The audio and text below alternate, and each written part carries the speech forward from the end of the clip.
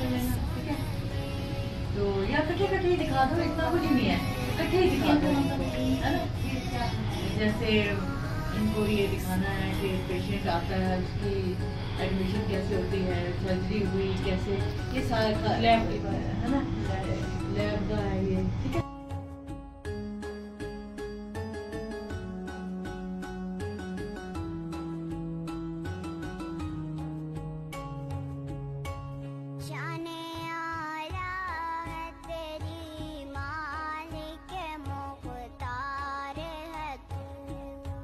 मुझको मालूम है दुनिया का मददगार है तू।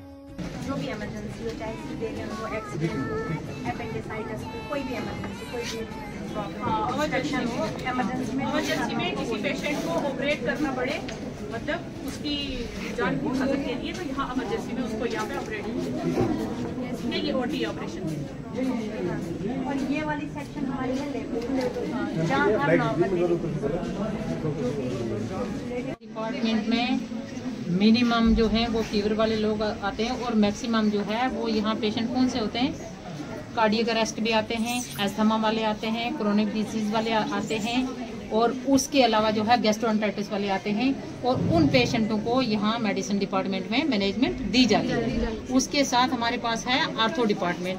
आर्थो डिपार्टमेंट वहाँ आते हैं जो पेशेंट किसी का फ्रैक्चर हो गया, किसी को ये होमोटोमा बन गया, किसी को ऐसी प्रॉब्लम हो गई किसी जॉइंट में, तो वो पेशेंट यहाँ एडमिट होते हैं और उनको यहाँ ट्रीटमेंट दे के मैनेजमेंट करके यहाँ से तो ठीक करके घर वापस किया जाता है, डिस्चार्ज किया जाता है। ठीक है, ये है मेडिसिन डिपार्टमेंट। Thank you.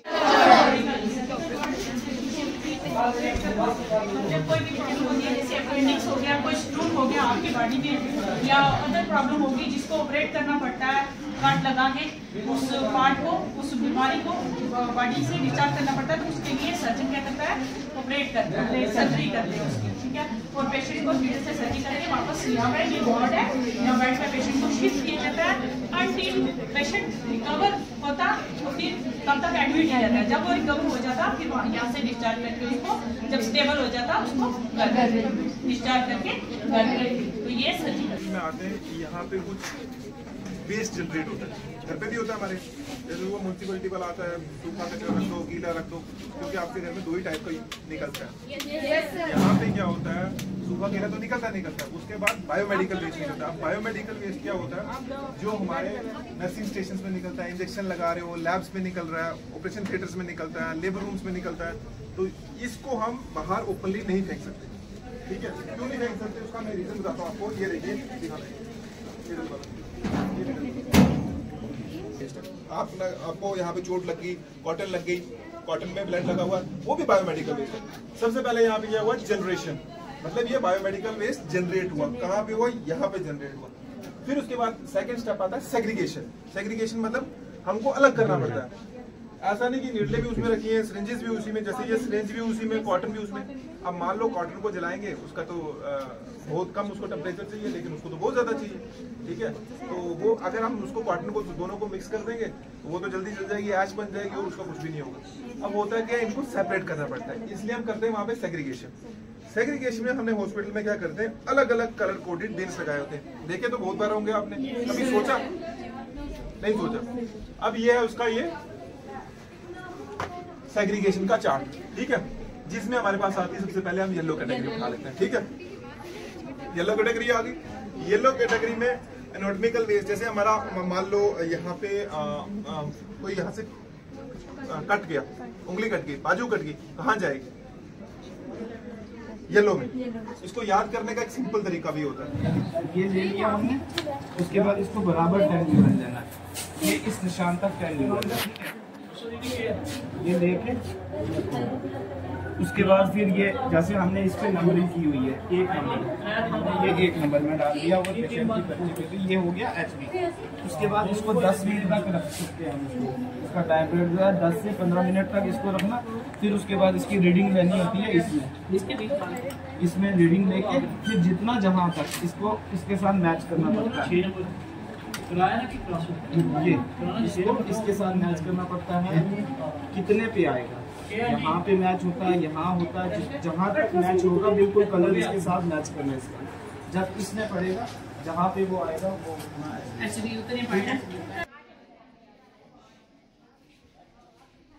रब्बे कौनैन मेरे दिल की दुआएं सुन ले, रब्बे कौनैन मेरे दिल की दुआएं सुन ले।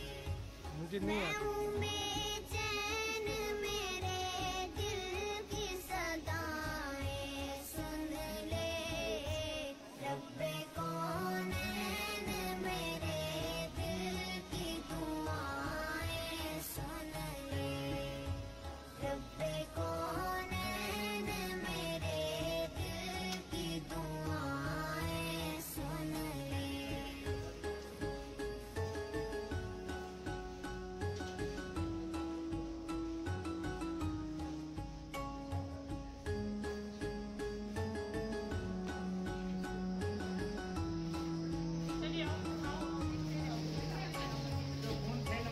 शाने आला है तेरी मानी के मुख्तार है तू, मुझको मालूम है दुनिया का मददगार है तू, मैं हूँ मोहताज मुझे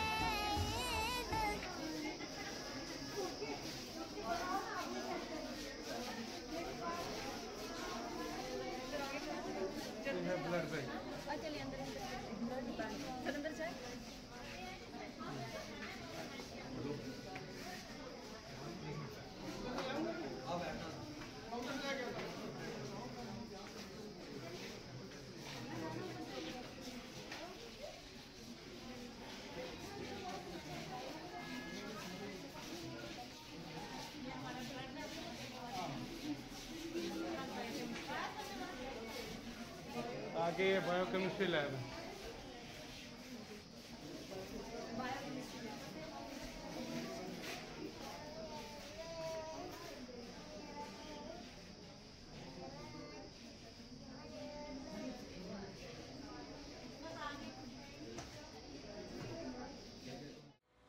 मैं डॉक्टर नुसरतुल निसा भट्टी, मेडिकल सुपरिटेंडेंट, राजा सुखदेव सिंह डिस्ट्रिक्ट हॉस्पिटल पुंछ।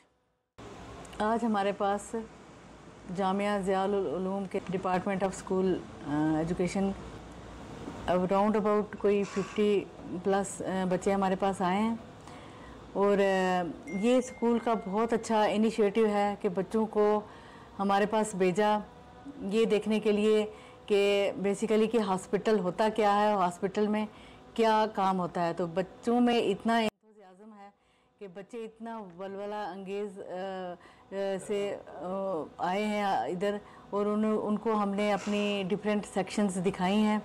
ये हम इसीलिए कर रहे हैं, अगर इन्होंने ये भेजा तो बहुत अच्छा गुड वेरी गुड इनिशिएटिव है इनका स्कूल वालों का।